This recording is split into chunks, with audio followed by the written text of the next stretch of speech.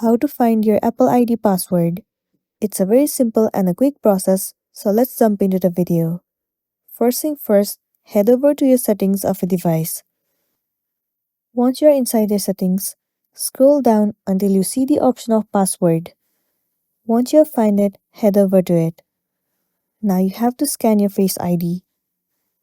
You will be landing on a specific page.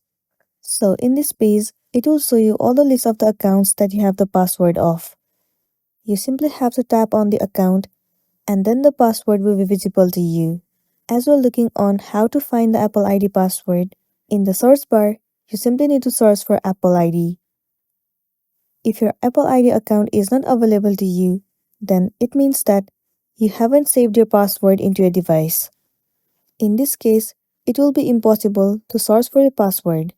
The next thing you can do is head over to your Apple ID at the very top. And if you move into personal information, you might as well find the password of your Apple ID, and then you'll be good to go. So that's all for today, and this is simply how you can find your Apple ID password. Make sure to smash the like button and consider subscribing if you found this video helpful. We'll see you in the next one.